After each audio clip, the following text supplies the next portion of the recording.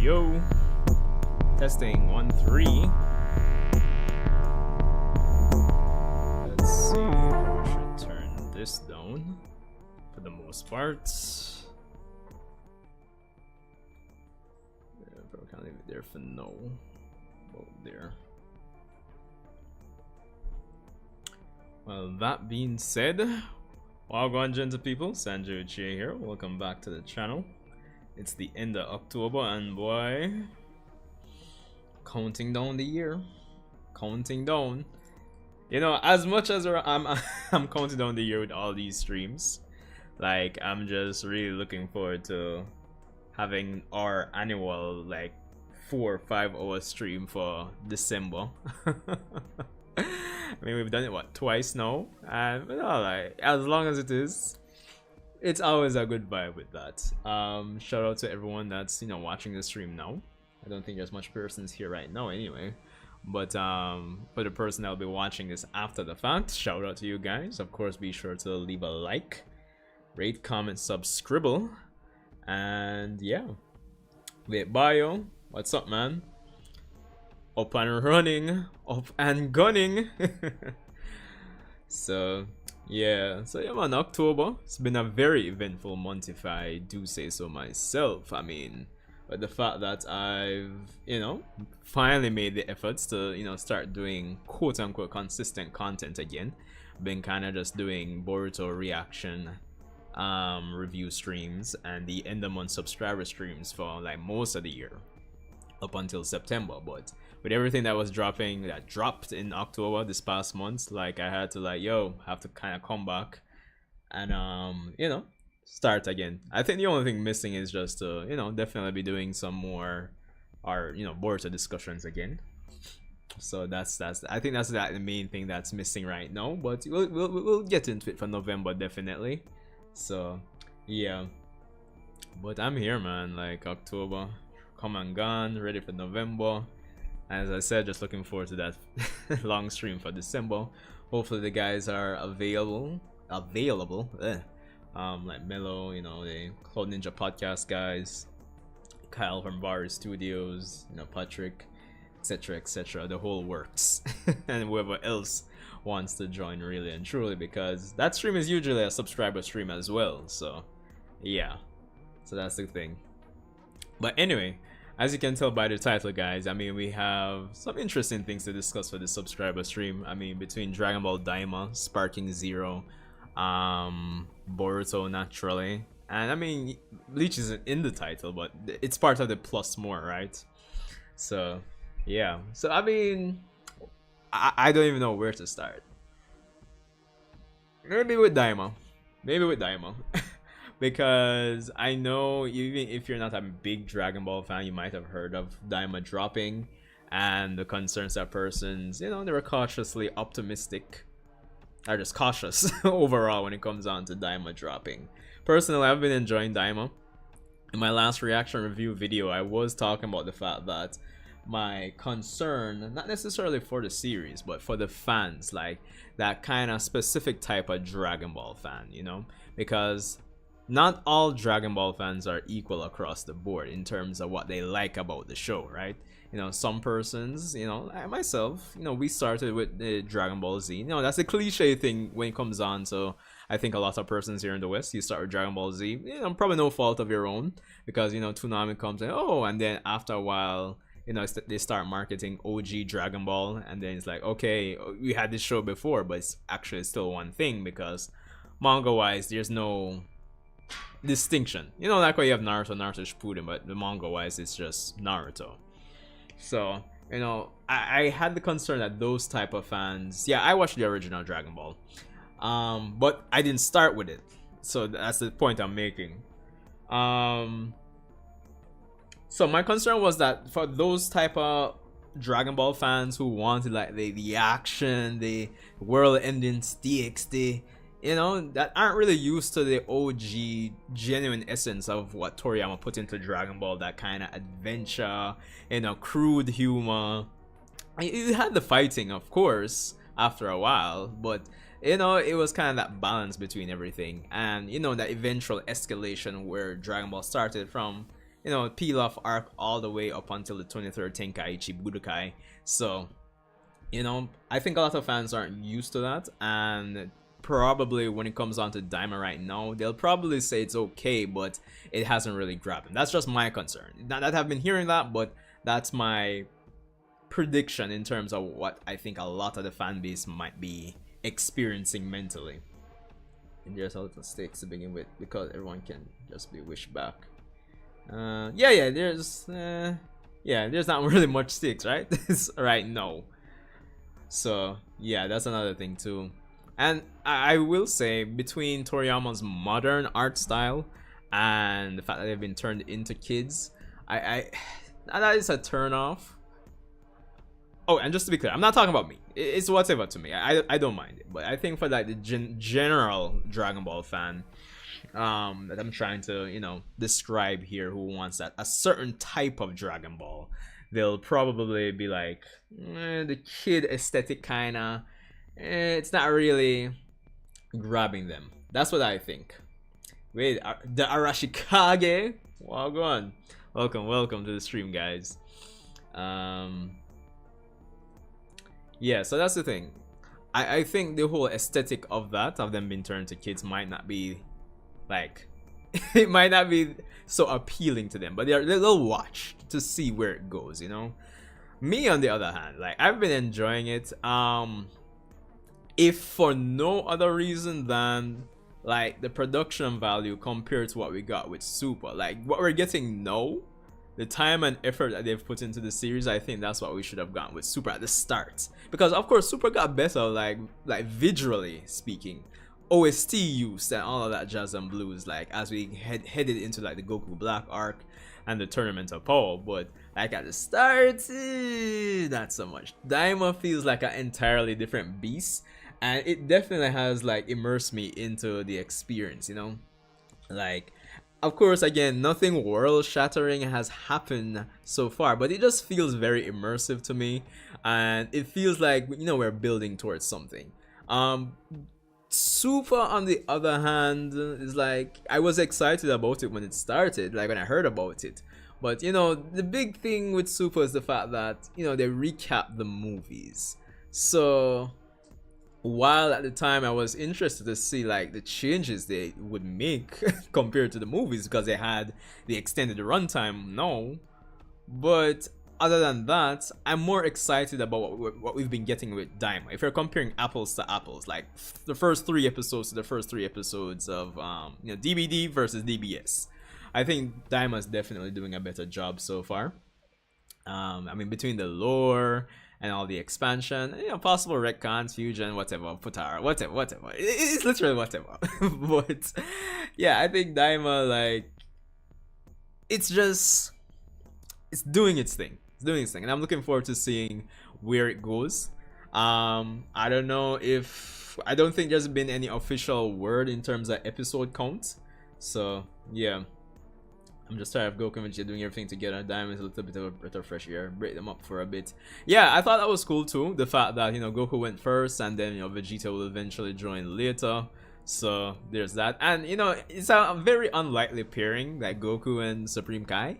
So yeah, that feels like an odd pairing to go on an adventure, right? And of course we have a bunch of new characters, so that's pretty cool too. Pretty cool. Again, it's just production value for me, man. Like, it's just the music, which is very RPG-ish. I think a lot of persons have said this already when it comes on to Daima. Like, it's just like the work that Toriyama has done on Dragon Quest is like those elements have just merged into Dragon Ball, but it works because it just fits. But it just makes it feel very non-Dragon Ball, but Dragon Ball at the same time. It's kind of like a genuine breath of fresh air, I'd say.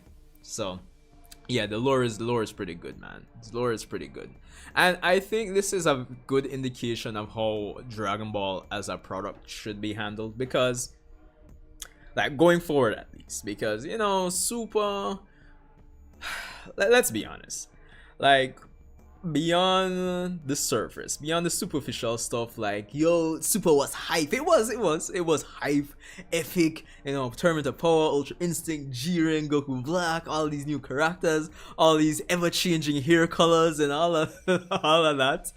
But like really and true, when you go beyond the surface, all the superficial stuff, and start breaking down like each arc of Super, whether it be from a production process, like a real world production process, or in universe, like power scaling, lore, and all of that, and you know, even the, how should I put it? Not even just like the animation OST used, but just how production, how it was kind of pinned out with Toriyama having like the outline, and then you have Torio Taro, and then you know Toei doing 2 different adaptations. It just all feels messy, you know. So that's the thing, and Daima just feels a bit more, you know, consistent, a bit more grounded. But the point I was trying to make, beyond the superficial things with Super, like it wasn't that, it wasn't all that. to be honest, it really wasn't all that. I love Super, I think it's hype, I love it, but like being objective, it's not the best Dragon Ball series. I know persons would want to, you know, like really come down hard on GT, and even honestly, even if I were to say Super's better than GT, whatever ranking you would give GT, I probably would give Super maybe at most 2 more rankings. So if you want to give GT, say, or maybe 1 more. Maybe if you want to give GT 4 out of 10, maybe I'll give Super like a 5 or 6 out of 10 the most. Honestly. They're just supposed to be Piccolo and move, so the big turns include Gohan. Yeah. I did hear about that as well. It would have been interesting if it was just solely Piccolo, but I think given the dynamic between Gohan and Piccolo, it made sense for them to say, "Yo, Toriyama, dog, Gohan." You see me? I loved Superhero, but the only thing I didn't like was like, Gohan Beast is cool, but it just feels contrived, dog. like come on, dog. Like, and like Superhero had like that, how should I put it? It feels like they were treading that Gohan, you know, kind of falls off kind of plot line again, which I didn't like. But other than that, I love Superhero. I know there were concerns about like, yo, this 3D CG, but it worked well. I'm not gonna lie, it worked well. I enjoyed watching it. Music choice was awesome too. GT and Super equally mid to you.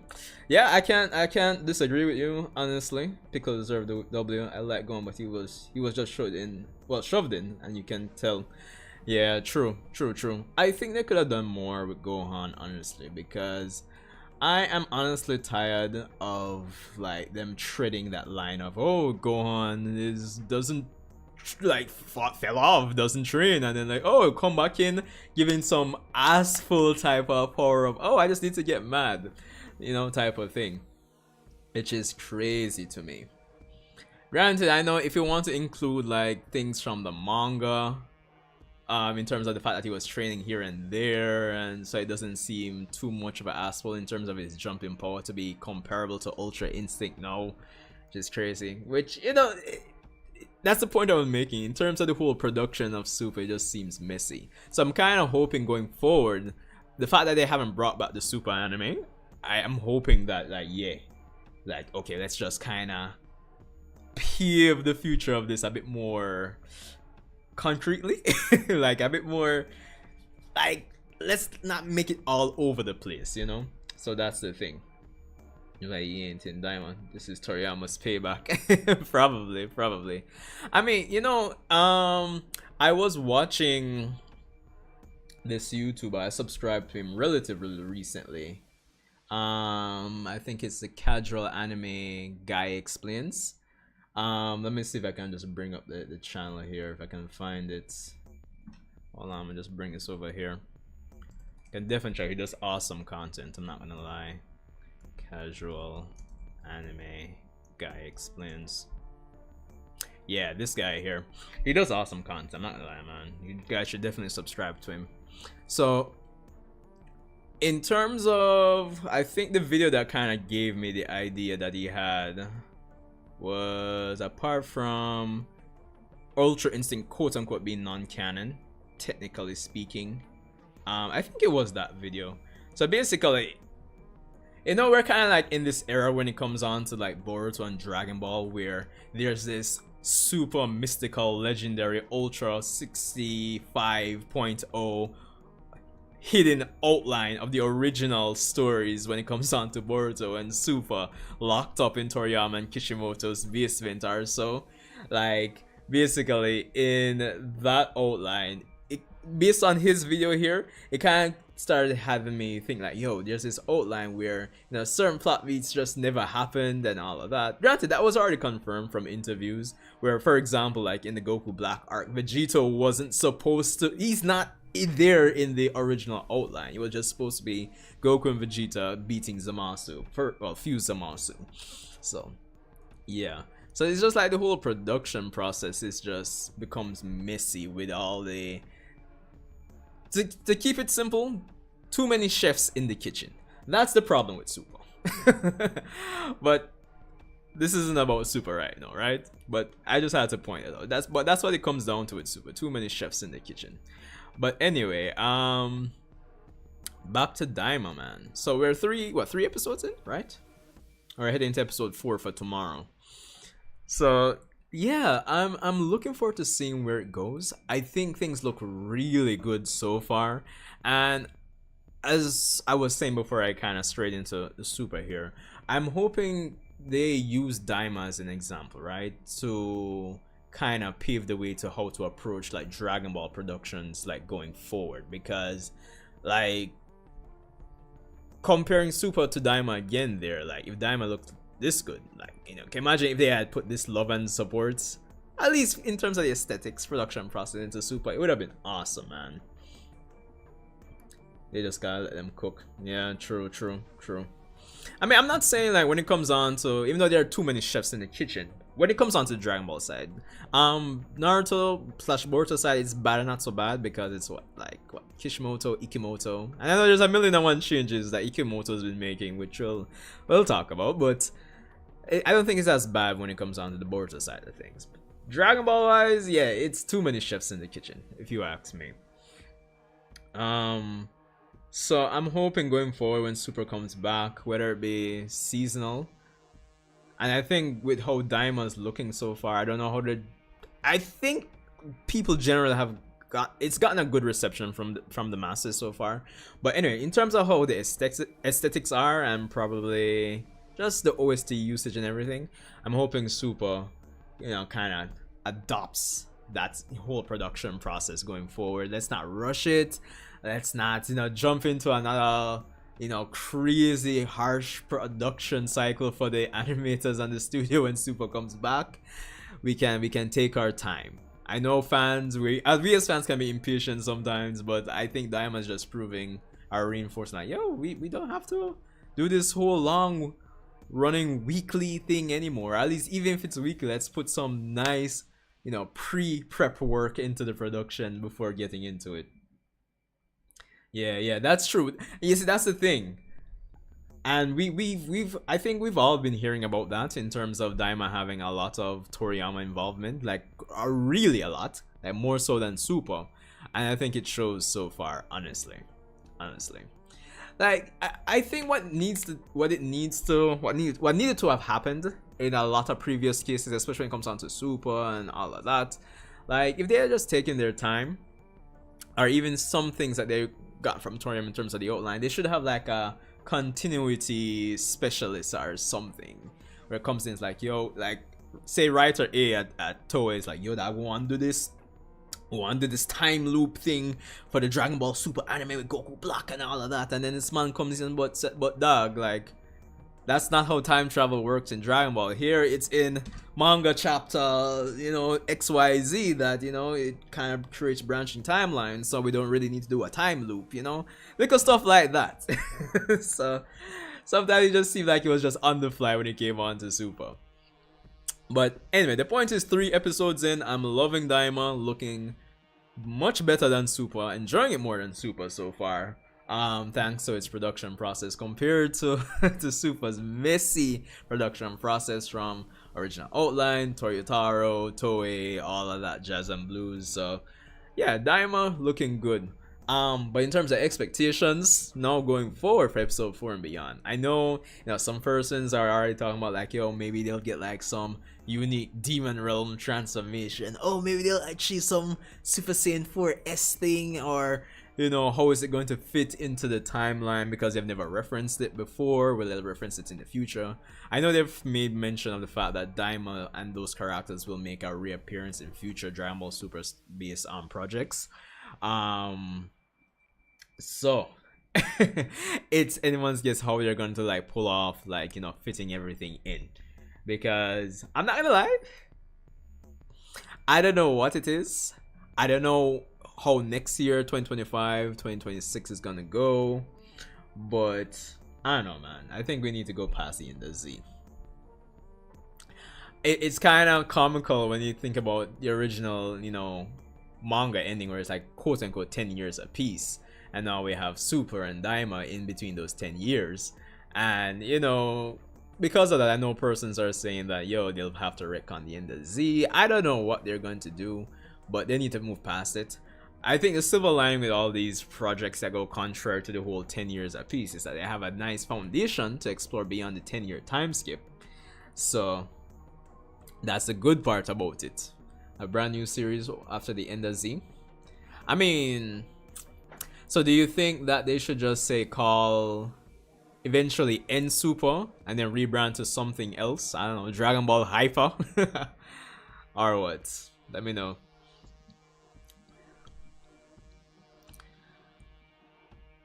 But yeah, I mean, they have the foundation. They have all the material in the world, really and truly, to go past the end of Z. We passed the 10-year time skip, really and truly. And shout out to Toriyama again, condolences.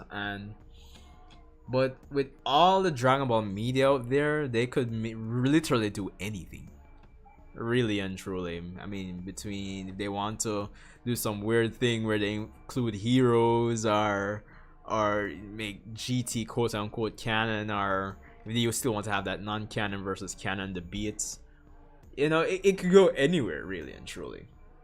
But I think for me personally, and I did a video on this maybe about 2 maybe 3 years ago, that while Dragon Ball, when persons generally compare it these days, maybe like the general anime viewer, they'll say, oh, they're better stories, better stuff.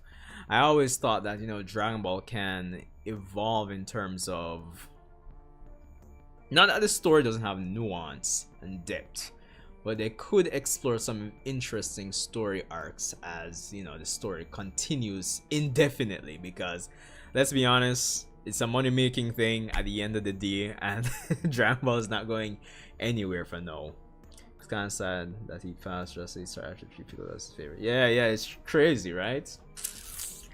Man, it's curious. I'd be really curious in terms of what would be Toriyama's. And I know this is kind of funny given the general perception of the type of writer Toriyama was, but I'm kind of curious what his long-term plans were, right? Like, I mean, was Daima like just his, like, obviously it wouldn't have been his last run. Maybe he had plans after, but I mean, it's anybody's guess how the timeline would have actually played out now if Toriyama lived for, let's say, I don't know, another 20 years. Yeah, and that's another interesting thing when it comes on to like like the fan perception of Toriyama's characters and how Toriyama viewed characters. Like, yeah, a lot of persons would like Vegeta, was probably their favorite character, but Toriyama probably in his mind is like, oh, Vegeta. It's kind of like one of those unintentionally greatly written characters in his book, I think, honestly. So there's that. But I would be interested to see like what kind of outline he had for the future, and beyond Daima, because obviously things are gonna come back to normal, and we'll bridge the gap into Super, and eventually get back into Super. So even speaking of that, like, how long would you guys want Daima to run? That's the thing, because we're here, October's done, we started this month, 4th Sorry. 40th anniversary of Dragon Ball, and I don't know, maybe at least a 50 episode anime might be might be good. Yeah, there's a point in time when Tina was his favorite and he barely exists. Yeah, true. True. You know what, as you mentioned, that was funny. Like, what I found funny since week, I was playing Sparking Zero ranked, right? And I was at the main menu at one point, and I think it was either Roshi or Krillin at Kame House. Like, they were saying on the main menu, like, has anybody seen Launch? And I found that really funny. Come here, said, "Oh god, like that's so like that had to be intentional." Honestly, I found it so funny that they dropped that in Sparking Zero at the main menu. Oh god. But yeah, the point is, how long would you guys want like Daima to be? To be honest, I think 50 episodes would be good. Probably bare minimum maybe 26. You know, that kind of gives what, 6 months? Yeah, 6 months. 6 months to a year for a series like this would be good, I think. The silver lining for the persons who quote unquote maybe not enjoying it, the silver lining is that it kind of gives them more time to sort out their, you know, Dragon Ball rights squabble in the background and potentially work on Super, you know. Because, you know, by the time, if it goes for like 50 episodes and it ends like around this time again next year, then you know, maybe, just maybe, you know, like persons won't be, they won't feel too bad in waiting maybe like another year again, or a year and a half for like Super to come back, I believe. Okay, that's so many crap from OG Dragon Ball. I think I think I disagree, Bio. I think persons over the years have kind of criticized Toriyama more than enough when it comes on to forgetting characters, or, you know, just writing on the fly and all of that jazz and blues. So, and you know, that kind of brings up back the point I was making in terms of like a continuity, like editor or something like that when it comes on to Dragon Ball. Because I think like if Toriyama was still alive, and you know, if you could rewind to when like Super was being made, and you know, I'm like the head of like a big shareholder at Toei, or you know, when it comes on to Dragon Ball, I'm like, yo fam, we can make this like, there's like, Dragon Ball fans are gonna watch anyway. They're gonna, we're gonna put in crazy amazing fights. But to me, like merging like the superficial, quote unquote superficial aspects of Dragon Ball, and we can still have like a solid story with the continuity and, you know, characters that have been forgotten, and kind of bring them back and make it consistent throughout. Like Dragon Ball can be like, I mean, already is like really epic, definitely a generational show, but it still, I still think there's room for it to be even more, you know. So that's the thing, what I'm thinking. That makes you think if he even had an editor, because how in the world does Launch just disappear? Well, you got to remember one thing though, you know, they're always switching editors after certain time frames. So that's the next thing. And then, you know, it could be, we don't know, but it could be a thing where like, maybe like editor at the time comes and is like, dog, like, what happened to Launch? And Toriyama's like, oh yeah, but I don't really have any story plans, sir. And editor might just like, okay, fine, whatever. It could even be like a situation like that, to be honest, but not like. So it is what it is. I mean, it has its flaws, definitely. Toriyama had its flaws, but you know, what can we do? But yeah, it all comes down to the point that, yeah, Dragon Ball can still be much better, right? Much better. So we'll be here another, God's willing, if we're still alive, I don't know, 30-40 years, like, oh, Dragon Ball Super Hyper Z. I remember when yo, and you know, that brings me to the next thing. I wonder at some point, you know, they'll milk this definitely, but at some point I wonder if they'll like, yo, just what's the closing out to the franchise at some point. This might be a bit early to start thinking about this, because I'm sure we'll be getting another 10 years of Dragon Ball easy. But you know, at some point I wonder if they'll start thinking about, yo, we gotta end this, or you know, something along the lines of that. Maybe they find some notes from Toriyama in terms of how he foresaw, you know, Dragon Ball ending. again. So that would be interesting.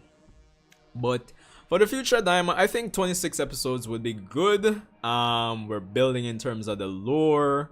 I would like to see some more like loose connection points to Super, because I know that when they were leaving like Goma in episode 1, when they were leaving the demon realm, and the giant transportation fish device was saying like, yo, which universe you want to go, which was interesting. Not to, like, of course, the multiverse, which the main cast of characters don't find out about until Super. So I want to see more connection points, and I hope they'd have that when it comes on to Daima. Yeah, that's true. They could do some mini projects.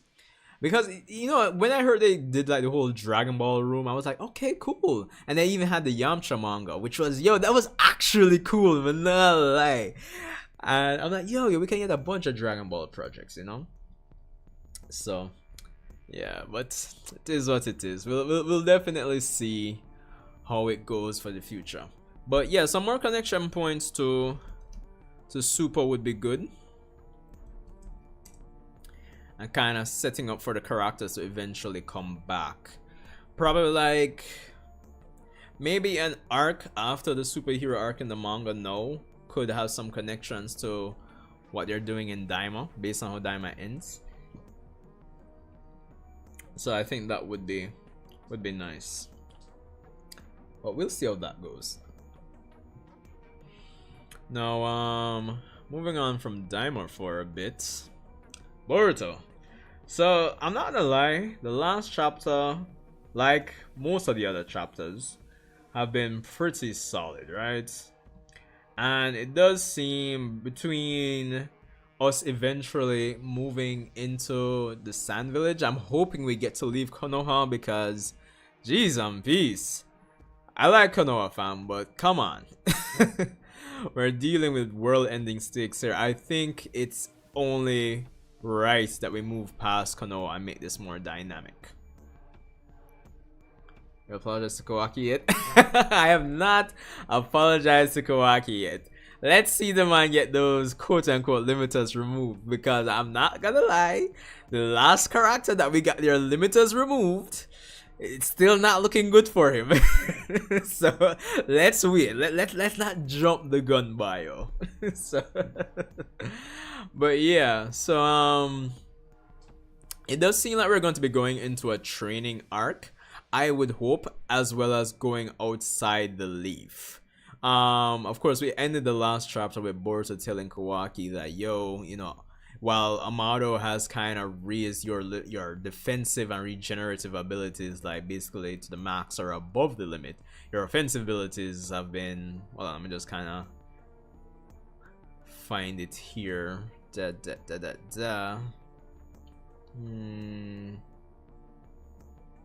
on, I'm gonna say something that you would have reached on your own sooner or later. Okay.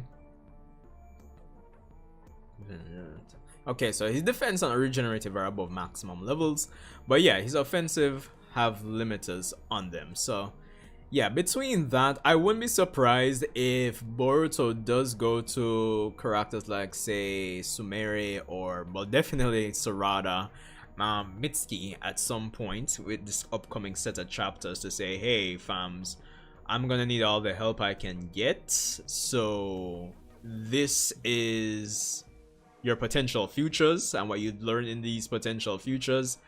Let's kind of find some way to get you guys up to par within a reasonable amount of time, like some non-aspal amount of time, because I'm gonna need all the help I can get. And it just feels like Boruto talking to Kawaki here, and him basically, saying, yo, I need to get stronger, fam, because I can't take out Juro and these guys by myself. So I think he's gonna extend that courtesy to other characters. I think it would be a stupid move by Ikimoto and Kishimoto if they just have it become the Boruto and Kawaki show. I kind of like the Goku and Vegeta show.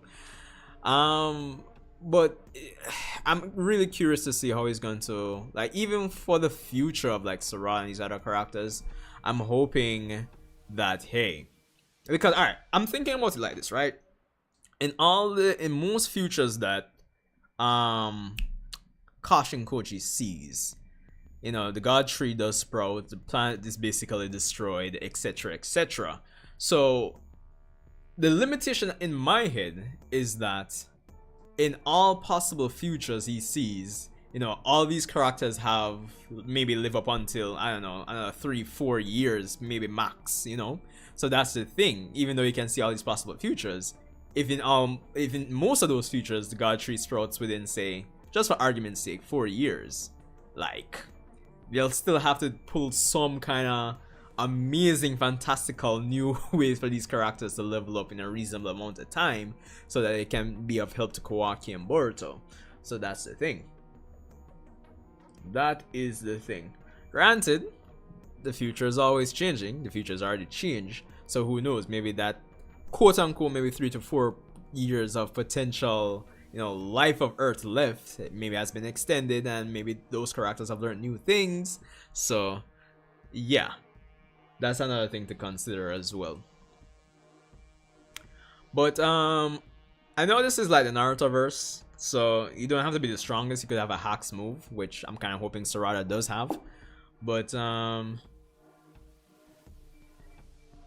something has to give when it comes on to those characters leveling up. I know we've talked about this a number of times here, but it can't be an ass pull from, because right now, until further notice, I still don't think Sarada is, I highly doubt she's as strong as, say, Madara when he just came into the war, as reanimated Madara, much less.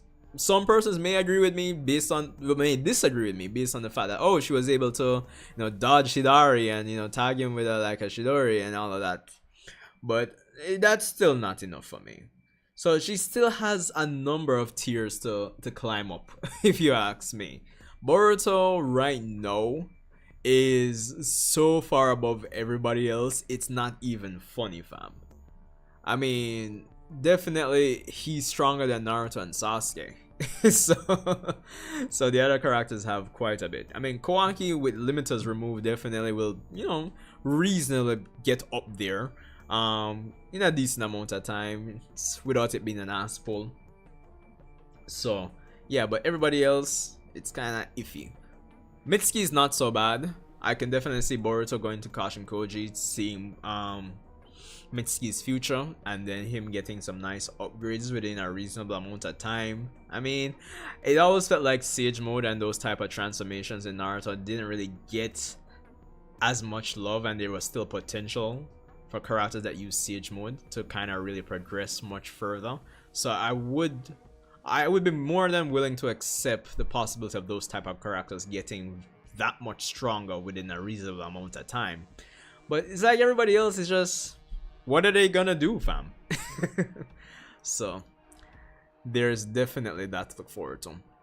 And given the pacing of this manga, I'm kind of expecting Kishimoto and Ikimoto to balance things, like even as they're moving forward and potentially going to the Sand Village, because Ryu is definitely going to be going after Gaara, which was to be expected. And I think beyond even just training, right? I think, apart from maybe old characters coming in, which might not happen, might not, because you guys realize that even with the Sand Village characters, which I don't think we really have much, it's only a limited amount of characters they really brought in. Gaara, Shinki and his team, Kankuro, so yeah. But I think one of the next things that need to happen is that I think Boruto needs like a moment. And what I mean by that, I saw people complain that the flashback was too short. I mean, was it really? Was it? I think what people need to realize as well, maybe it's not intentional, but people should be used to the pacing of this manga right now. I highly doubt that Kishimoto and Ikimoto are going to like spend a lot of time on flashbacks. The silver lining to that is that whenever the anime does comes back, it kind of gives them the opportunity to fill those gaps, similar to like how they did when they were adapting the, you know, the Kawaki arc, the Koda arc, etc., etc. Same on how Bleach is getting that treatment right now. I think that's like the new, I guess, manga meta when it comes down to some of these series, where we can kind of move forward at a, not necessarily a breakneck pace, but at a kind of like a fast pace, and give the anime like time to kind of pad things out with content that we actually want to see, which is something I always preach when it came on to, you know, the Boruto anime. So there's that. But back to my point, I think Boruto needs to have a moment. So I don't know, I'm not gonna lie, I do like the fact that Boruto's come back. He's that guy. I always joke about the fact that he's struggling not to solo the verse by himself at this point, and he's kind of like, you know, he's pretty much achieved his goal of becoming a ninja like Sasuke, like a Shadow Kage, someone, by extension, someone like Itachi. Someone is protecting the village from the shadows while kind of bearing the brunts, you know, brunts of everybody's hatred. Kinda, you know, he's basically achieved his goal. He's got that mental fortitude like he's mentioned in this chapter. But I kind of want something. I'm starting to feel like I want something a bit more dynamic with his character, where he's like, okay, he's kind of like badass and it's just a straight line.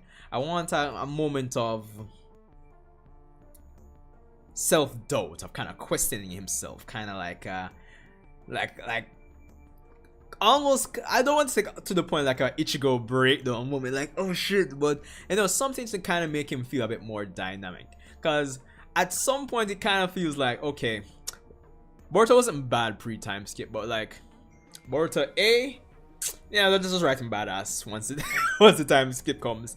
I wanted to feel more dynamic in terms of his character, because yeah, it's badass, I like it, it's cool, but I still feel like, this is from me personally, I can get a better appreciation for his character and resonate with him a bit more if he can kind of, you know, let's get some kind of weaves to his convictions and, you know, his mental fortitude.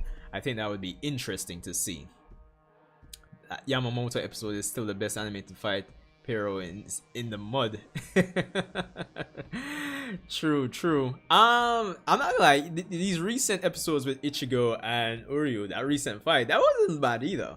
But honestly, that Yamamoto fight, definitely, because I can see probably some of the criticisms might be where, while the art and everything looks, you know, aesthetically pleasing, like maybe some of the moves might be a bit stiff. Is that what you're gonna basically go to? If that's the the point, then let me know. But yeah, that Yamamoto fight, I think, well, yeah, it's definitely. But I mean, in terms of the additions though, man, to the lore when it comes on to the Bleach 1000-Year Blood War anime, it's been great. Not a lie. I mean, they could still do more, but you know, decent. Probably the best of this core. True. But I mean, this core is it's still early in this core. I mean, what else do we have to look forward to? I mean, Grimjow is coming in the next maybe 2 episodes, give or take. I'm trying to remember. Maybe we'll get the God of Thunder. Maybe. You know what I mean. Or maybe not. They could probably end this core. I'm thinking.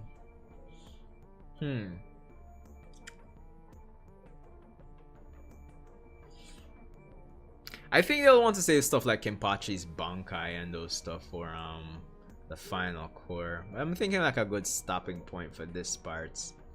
Not sure. Because they'll definitely have the Ukitake versus Lilibaro fight for this, more than likely. Especially, well, obviously they have Kyuraku say Bankai in the trailer. So between that, we'll definitely probably get, you know, adult Toshiro for this core. Probably. Yeah, we'll see. We'll see.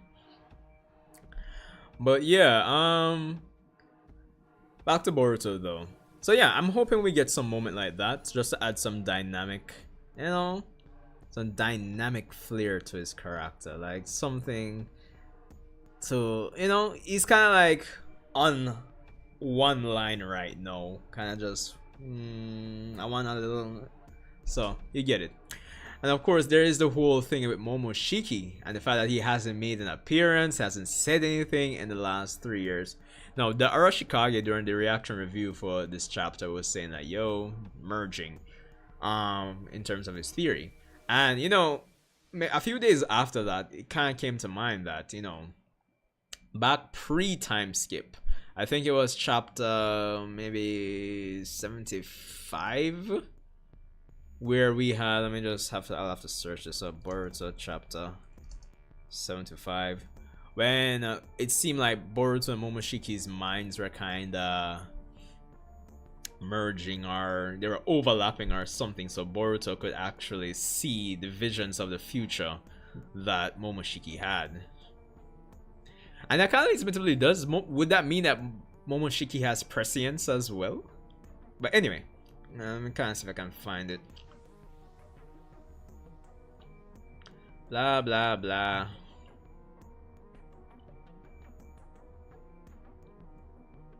Let's see. Whoa. There. Well, I reckon if you can hear me. I was wondering why your petty thoughts were suddenly available to me, but this confirms it. Momoshiki. What's going on? A new effect that apparently rose from having supplemented some of your damaged flesh with my data. Seems our thoughts are crossing over. So I think what's happening in terms of what Ikimoto and Kishimoto are playing at is this whole plot point when you were saying that, yo, Momoshiki and Boruto's thoughts are crossing over. I think it's more so the continuation of that. So I'm kind of curious to seeing how that's going to play out. No, I'm not much of a, you guys know me, I'm not much of a Jogan predictionist at this point anymore. But whatever is happening, I'm wondering if the end result will be the Jogan, you know? That could be a thing to look forward to. Let's go back to here. Let's see what he was saying again. Momoshiki, things ain't settled with him yet, are they? From what I saw earlier, you still can't control your karma. About 2 years ago, my teacher and I fought code together. I used karma for the first time since I had left the village. That's when I sensed it, something similar to the feeling I got whenever Momoshiki possessed me. A feeling where I stopped being who I am and started dying while still conscious and aware. Since then, I haven't used karma once.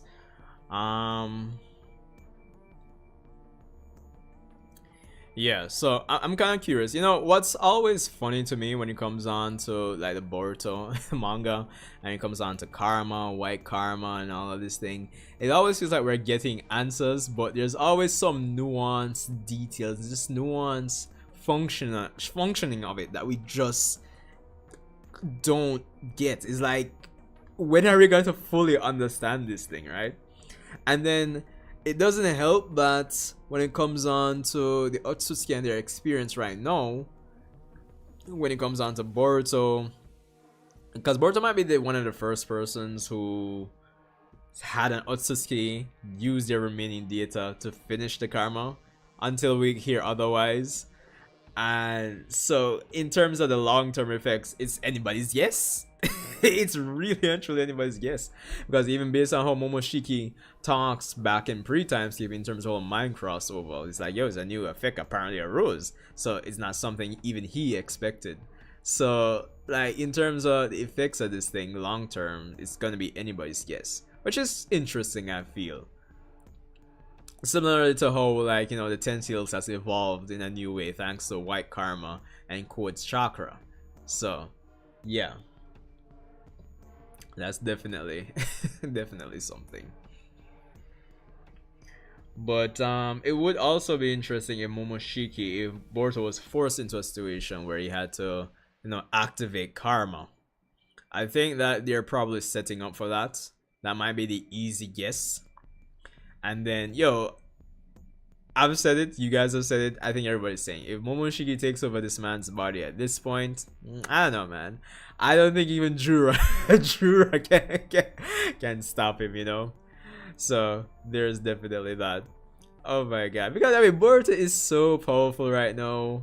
Like, Momoshiki taking over his body? This guy's wiping out everybody, dog. With ease.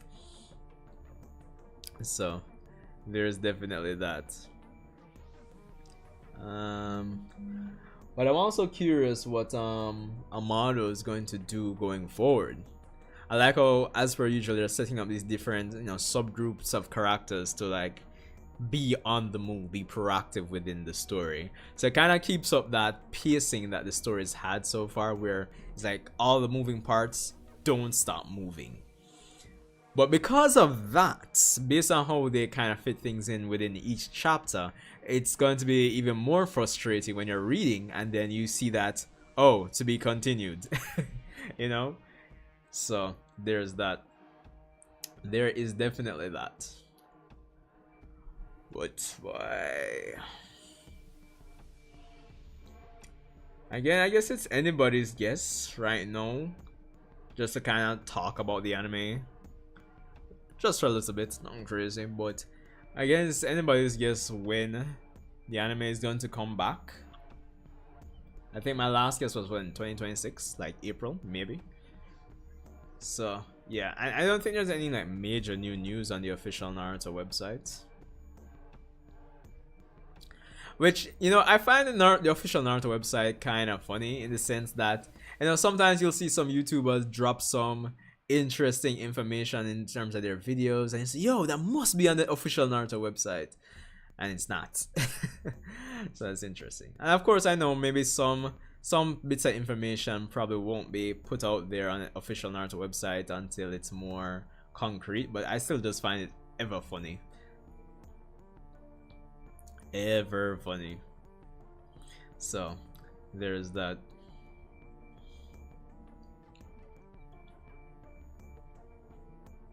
It's funny to me that Shinobi Striker is even still like going on. I mean, when did Shinobi Striker even drop, much less?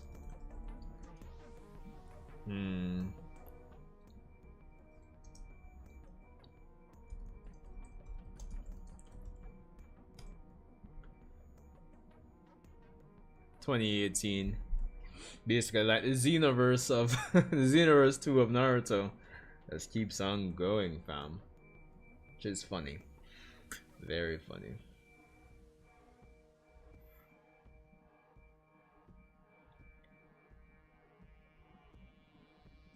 (2018).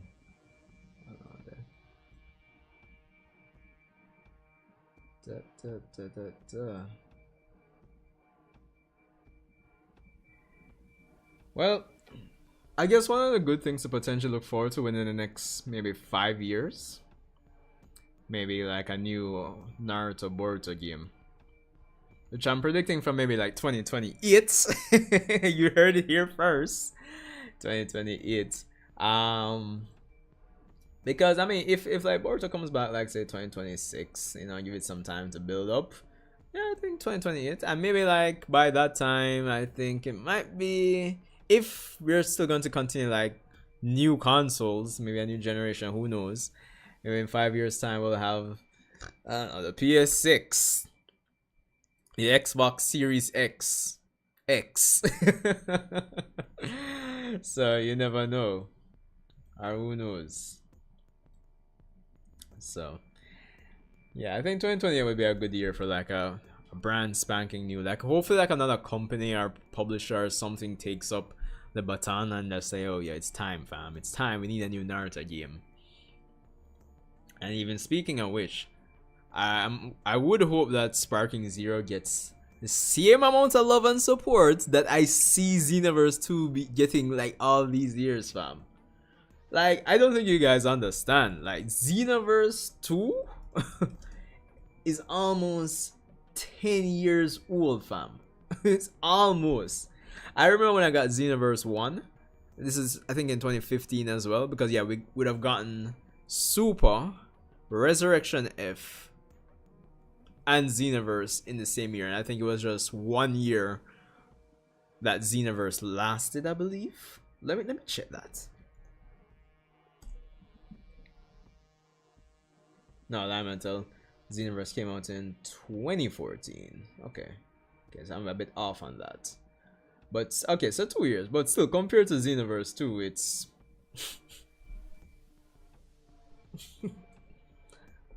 So I'm hoping Sparking Zero gets the same amount of love and support. And speaking of which, I will say that the issues I was having in this video, YouTube, let me just go back to here.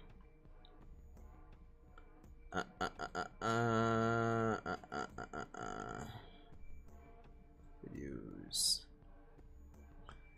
Yeah, the issues I was having here have mostly been resolved. Well, kinda. So like matchmaking on Xbox right now is much better than before. I don't know if they did something on their end, but I'm definitely like finding matches much faster compared to before. All right, after a million years, we had to do regular non-ranked regular player matches instead. But my first online match, here we go. Let's see what this guy's got. Oh, he's got Super Saiyan 4 Vegeta. Let's do this. And unfortunately, I will say I'm kind of definitely behind on the Sparking Zero content. I have the rest of my, Goku playthrough up until the Tournament of Power, which I know everybody and their moms have basically probably finished the story mode. But guys, niggas gotta work. So, putting everything together is taking time, man. But I think that's fine. Everybody's rushing to put the content out there. I'm just trying to do it at my own pace, at my own leisure, not to get stressed and overburdened. So I'm just having fun with this for the most part. So I still have 1,000,001 characters to unlock, as well as all the other story modes. Because even I think it was last week Saturday morning, literally like 12 a.m. I did all of Goku's what ifs for the Saiyan Saga, and that took me 2 hours to do, which I didn't think it would take me that long. So if nothing else, I will say that Sparking Zero has a lot of content. It will definitely have, like, I think it's worth the money. I know I have been seeing some person say like, oh, they waited so many years for this, and it's not worth it and all that jazz and blues, but definitely I think it's worth it. I mean, yeah, the story mode, slideshows, yeah, they could have done better in terms of that, but it does seem like, as I said during my initial video, like they're very selective in terms of what they decide to go full out on in terms of animating for like the cutscenes. All right, let's go. Oh shit. So, yeah.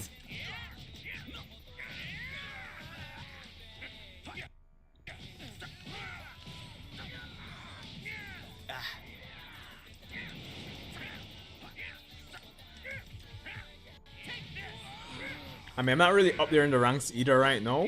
I think I'm at B5. So, boy, Manala, I played some rank matches last night, and yo, it was I think I won maybe like 5, but I lost like maybe like 8. It's crazy, man. So yeah, as I was saying, the matchmaking on Xbox is much better right now. And I've kind of started getting the hang of like the vanishes online. Those seem to be working better. I kind of still have to, like, instead of just clicking, I kind of have to click and hold for the vanishes. But like, I'm not gonna lie, and I think everybody who plays Sparking Zero online knows this. But now, like, getting super counters online, oh my god, it's like one of the hardest things ever. So yeah, well, I don't know, I think the online experience has improved a bit. I know some persons would say there's still some things they can improve, like, I hear persons complaining about persons rage quitting and not getting any penalties for it. Certain characters need to be quote unquote nerfed. I'm kind of 50-50 on unblockable ultimates because definitely when a person's using a character with an unblockable ultimate, their whole strategy is surrounded. They surround their whole strategy on that, like, getting to it, spamming it. So I don't know. Unblockable ultimates are kind of 50-50 to me. Sometimes I kind of, can get out of them, kind of interrupt my opponent's plan for them, using them. So yeah, but all in all, I think Sparking Zero is definitely a solid purchase. They just need to drop in the cross play, fam. Please. Like I have a friend on PlayStation 5, and like I can't decide I can't determine who's the strongest in the universe because I can't crossplay, you know? So that's the thing. That is definitely the thing. So there's definitely that. But yeah, I have a million and one things left to do. The story modes, the challenges. I haven't even set a foot into custom battle just yet. So I still have all of that to do. I still have all of that to do.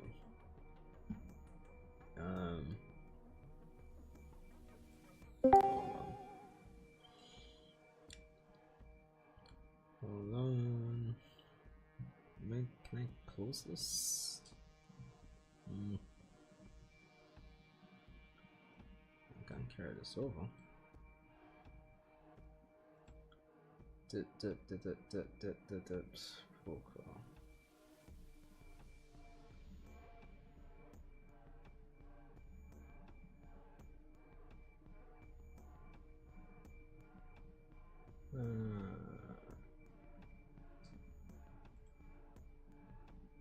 Alright, so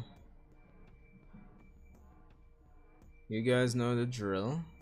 Don't think I've done this much for the last few subscriber streams, but of course the option for you guys to drop into the Discord voice chat is here, so that is definitely an option if you guys want to jump in. I'm gonna say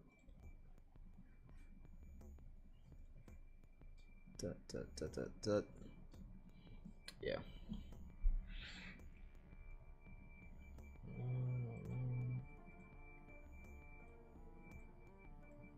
So.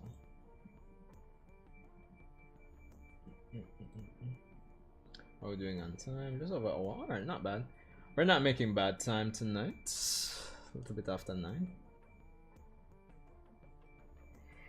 So I think I might do, or maybe I should just save it for like a dedicated video or stream. Could probably run some Sparking Zero ranked. Could. Good. Oh, but one thing though, yeah, we just kind of brushed over it a little bit in terms of the current core of Bleach. I don't think it's going too bad so far. We are 4 episodes in. Between the additional, as per usual, the additional lore. And I mean, I think one of the biggest changes so far is definitely the Uryu tidbits, because I went back after last episode and kind of just breezed through the manga just to see how those scenes kind of played out. And I mean, it plays out similarly enough, but I mean, Uryu getting in a Volch standing, definitely butchering that name, but you know, full fight against Ichigo, like massive changes if you ask me. So I'm kind of wondering how the rest of the core is going to play along. I'm trying to remember what happens after this. I know Grimjow is supposed to come in. I know Aizen is supposed to flex. The rest of the captains and, you know, Gote 13 are supposed to come up to the Royal Palace, and then they'll eventually split up and fight their respective members of, you know, Yuha's, you know, elite guard. Yeah,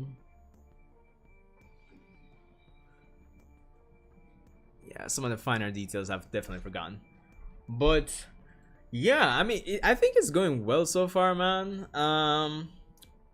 But you know, the funny part is, even with the additional material, right, I still think there's room for even more explanations. Like, for example, even with Yuha and the Soul King, I like what we've gotten extended so far, but I still think there's room for like having a more personal flashback, because I still have questions in terms of how Yuha was actually born. How does that work, right? Is it like Yuha is supposed to be like this, kind of like this quote unquote Jesus figure where he was like just incarnated into the world. Because you know the lore, when he was born, he didn't really have any senses, and he gave out pieces of his soul and took them back, and that's how he kind of got, you know, power, senses, all that jazz and blues. So I still think there's room for more, even though we've gotten more. So that's going to be the interesting part.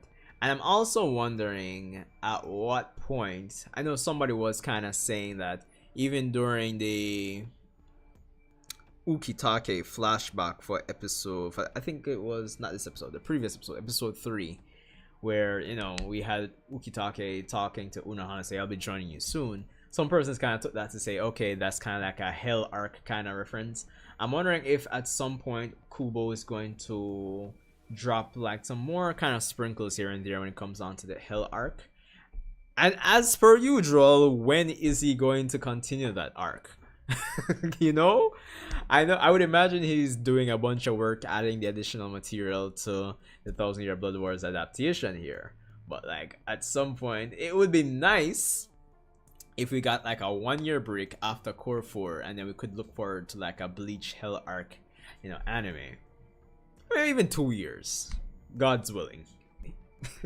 You know, that sounds so so funny. Looking forward to a Hell arc, God's willing. Anyway, but yeah, because I thought he would have kind of spent the time, unless he's been working on those chapters in the background but just haven't released them yet.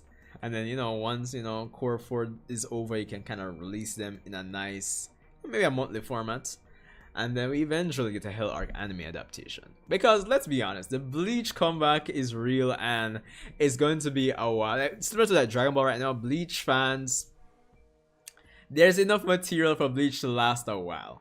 Because Hell arc aside, they could have that running monthly after Core 4, but even like simultaneously they could do like an adaptation of the novels, and even then have Kubo come in and add material, you know. So Bleach right now definitely on the up and up, definitely has a bunch of things to look forward to when it comes on to, you know, even post 1000 Year Blood War. So Bleach Next Generations. Funny, I know. So there's that to look forward to. But we'll see how it goes. I could probably look Bleach. Let's pull up like a random chapter. Let's say 640.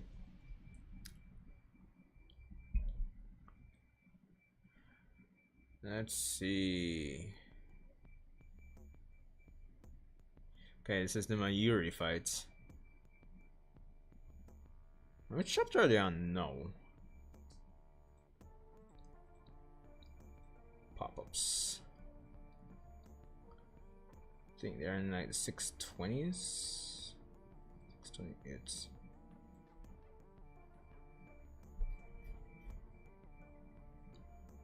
Okay, not so far, just probably below that.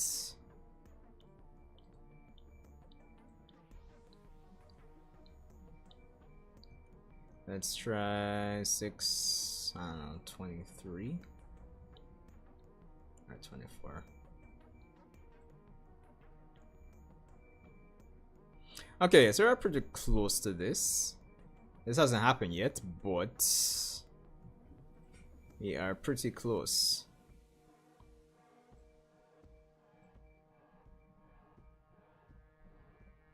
This probably is going to happen next episode in terms of Aizen coming in and flexing.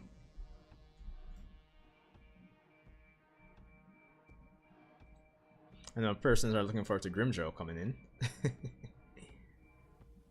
I would be awesome if we got some additional scenes when it comes on to Grimjow as well. I just was on that 622, 621. Okay, yeah, so basically just had this happen. The Dark Curtain. And then Yuha absorbing the Soul King. So basically up to until this point in the chapter. where we made the almost unbeatable character even more unbeatable.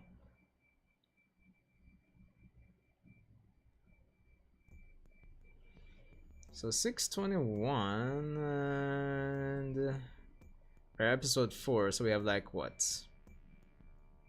9 more episodes to go because we have like 13 episodes per core. And if we do like 4 chapters, so now 9 4 is what, 36? We could end in the 650s actually.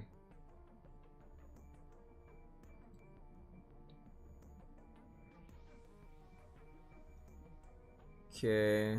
Well, yeah, given that, yeah, this is the Bankai mode Kyuraku fight. So yeah, we'll definitely get into the 650s. I'm trying to remember which chapter when Ichigo actually faces Yua again, but maybe that would be too far.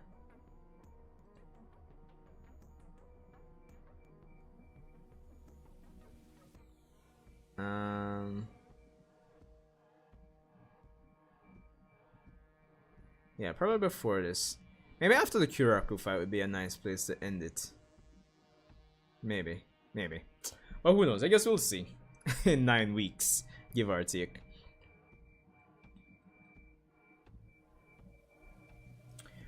But, again, I'm just literally looking forward to Core 4.